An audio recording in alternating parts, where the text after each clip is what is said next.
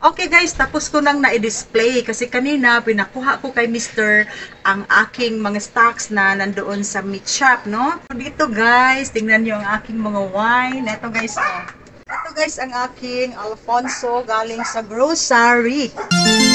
Meron akong 1 liter and 750 ml. So ang benta ko sa 750 ml ay 265. And then, ang puhunan nito guys, alam nyo, 234 siya sa Great Wall. And then, sa grocery ay 227.45 lang. Ano? 227.95.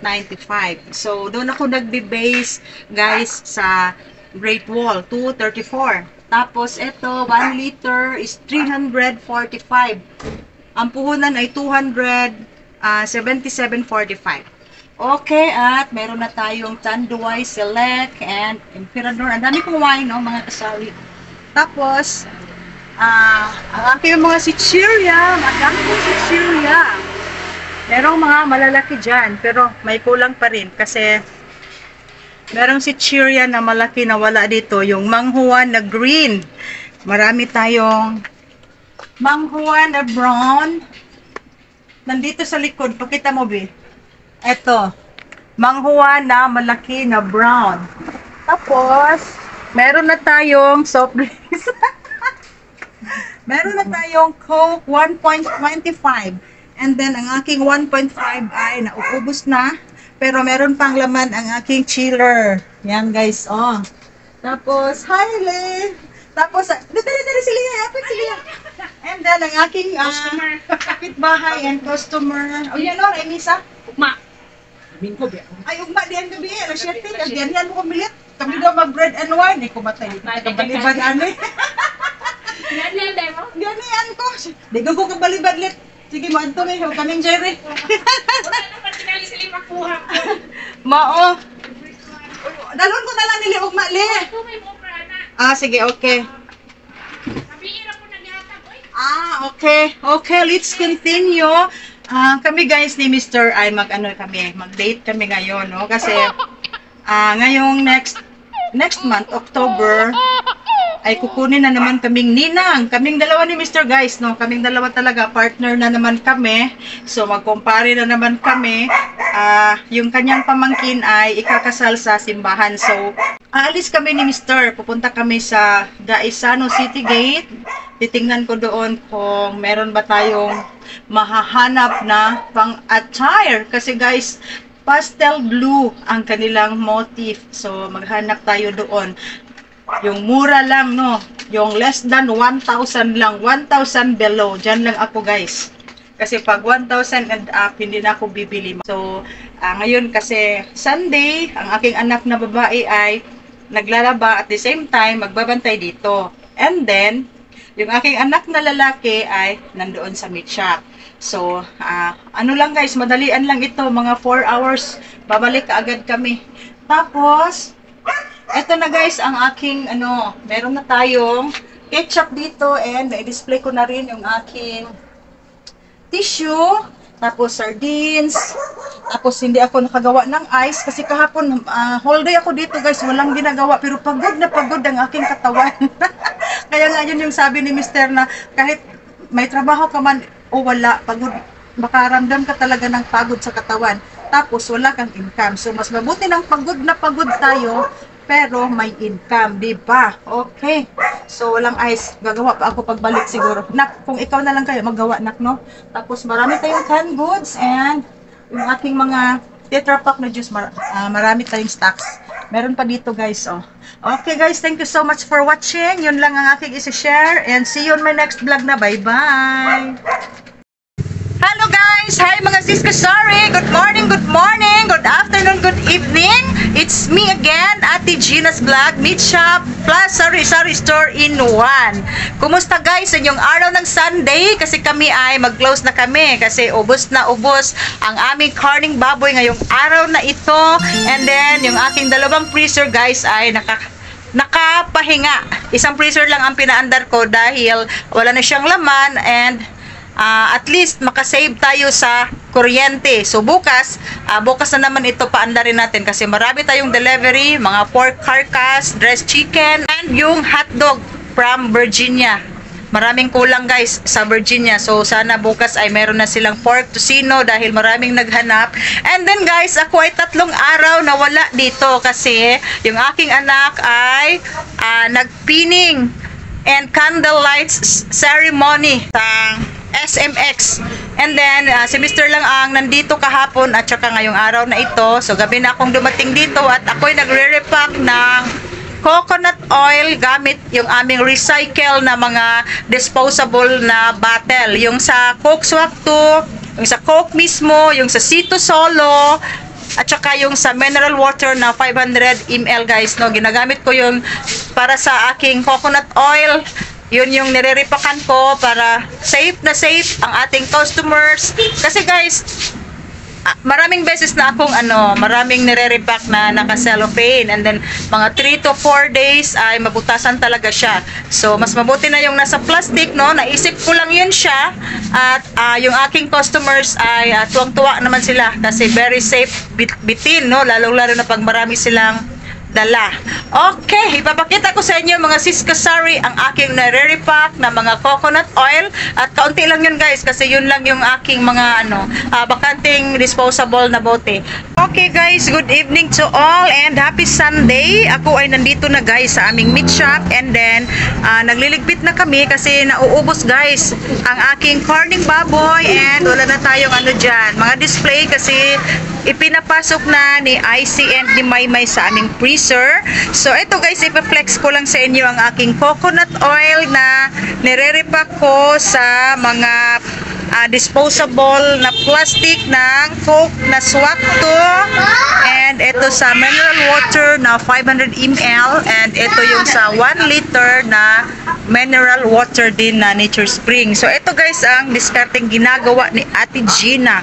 Kasi guys, minsan mag-leak talaga ito. Meron pa akong na re-repack na nasa cellophane. Ito pag umaabot na ng 3 araw, 4 na araw, mag-leak talaga yan siya. And minsan ay matapon ko pa pag ako'y magre-repack. Ito yung tag 20 pesos ko. So ang ginagawa ko ay iniipon namin yung mga plastic na plastic na Swak 2. Yung mga disposable na bottle sa Coke. So eto guys lahat. Pero guys, malinis na malinis yan ha. Yan, binababad namin yan ng powder, detergent, and pinatuyo para walang matitirang tubig bago ko nilalagyan ng mantika. Kasi sabi dito guys, tingnan nyo guys, recycle me. Ang sabi ni Coke, recycle me. So ito ang ginagawa natin. At very safe yan pag maraming dala ang ating customers kasi hindi yan siya hindi matatapon or pag mahulog siya ay hindi siya matatapon sa cellophane or sa sa daan pag maraming bitbit ang customer natin, no, 'di ba? So eto guys, ang aking mantika. Etong maliit na tag 20 pesos dadalhin ko ito sa bahay. And then ito, kasi ito lang ang aking available na plastic bottle na disposable. So ito lang muna. And then pag ma-short kami ay magre-repack talaga ako sa sa cellophane ng 1/2 kilo, yung tag 20 ko at saka yung 1 kilo. Okay. Tapos guys, ito yung aking pahabol na order na Alfonso sa grocery. Na-deliver ito noong Friday. Wala kami dito kasi pining ng aking anak. So, ang ino-order ko ay 8 1 liter and 4 na ganito. Itong 750 ml at meron ng dinidisplay dyan. At meron na rin sa bahay. Nagdala ako. And then, pila ka adlaw ko wala diri 3 araw guys na wala ako dito and tingnan nyo guys nangaharag naman ni akong mga dilata diri may ng pyramid. So marami pa tayong mga canned goods dito. Ang canned goods natin kana kay naharag na murag naanahalinan gyud na and then wala na pala tayong dai Nestle cream, no? Wala na. And then alam nyo guys yung matagal na akong naghahanap ng Carnation na Tetra Pak, yung evap. Kasi yun yung ginagamit ko pag magluto kami ng spaghetti and then ilang buwan nang walang stocks. Tingnan natin baka ngayong mga buwan na ito, bare months ay available na sa supermarket. At eto pa, marami tayong dyan. Condensed and angel cream linsada. Tapos, mga pasta. At kami ay magliligpit na, guys. Anong oras na ba ngayon? Nasa oras na ay? Alas 7? 7:08. 7:08 na. Magliligpit at uuwi na kami, guys. Kasi nauubos na yung karning baboy namin. And bukas ay... unsa ka sigarilyo? Dapat ni Doro. Kana na lang ang champion na to. So dito guys, ito yung aking mga hotdog at itong freezer lang na ito ang pinaandar namin kasi nauubos na ang aming pork carcass, no. Ubos na ubos talaga ang karning baboy namin ngayon. And then ang aking mga quarter leg and whole chicken wala na, day. Kasi guys, ngayon lang ako dumating dito, gabi na. Dahil medyo naglinis-linis din ako doon sa tindahan ko sa bahay and si Mr. ang nandito. So 3 araw wala ako dito. So eto, dagdagan natin and mga champion and ang pork tocino sigurado na ugma, no. Pork tocino na Virginia kasi yun yung malakas. Sa 1 kilo, marami pa tayong 1 kilo at yan na lang yung aking quarter leg. So dito na lang namin nilalagay para isang freezer lang ang umaandar. So bukas na naman i-onion siya. So ito guys, marami tayong mga rules. Ang wala dito talaga ay pork tocino. Ang mga burger patties day, wala day, no. Cheese na lang, te. Wala. Ang cheese mo wala. Mas kusog ang cheese. Okay guys, ito yung mga hotdog natin and dagdagan natin bukas. And then, chiller natin. Marami tayong palamig. Always yan, punong-puno yan siya guys, no. Yan, pinupuno ko talaga yan kasi malakas yan dito, lalong-lalo na sa mineral water and sa Sito. Sito Solo, malakas dito ang Sito Solo. 1 liter na mineral. Kapaday, tutulo dito. Unsa natin? 500? Sige, mag-order ta. Ang dami nating dili gud siya makita. Mo siguro ni nahalina niya tong absolute. Ang dami kong absolute. And then 500, so mag-order ta ugma sa mag-order ta ugma sa kay Leo, nawag ta kay Leo. Basta ang bugas, no, nakuhaan naman pud, no, bisag mahal, bisag barato ng bugas ron. Tapos guys, ang aking mga Coke na 1.5 kanina ay dinala namin sa bahay kasi mas malakas ang Coke 1.5 sa bahay. And ito guys, sa update tayo, nagtaas na ito. Sabi ng ahente, nagtaas ng 60 pesos. So sa 240 plus 60, 300 na ito. So ang benta namin dito ay na talaga, 55 pesos ang Coke na 1.25. And then dito ko nilagay guys ang aking Alfonso para makikita kaagad ni customers. Okay, yun yung mga order natin bukas and marami tayong pansit canton, mga cup na pa. No, daghang patag cup, no, napamanta diri o cup, oh. Okay, so ang mga extra freezer ko, ito at saka ito ay close ito. So isang isang freezer. Ganyan talaga guys, no, clean up talaga kami pag Sunday. Kasi guys, kami lang ang meat shop na open pag Sunday, kaya nga kami ni Mr. ay nagsusumikap talaga na pag Sunday morning ay maka-attend kami, makapagsimba kami ng second mass kasi open kami pag Sunday, no. Dapat sana ay close tayo pag Sunday kasi Sabbath day at yun yung family day din natin. Pero sa hanap buhay nating ito, so kailangan natin ng pera para sa mga bills at meron pa tayong estudyante, so kahit Sunday magtitinda pa rin. So naintindihan naman tayo ni Lord, no?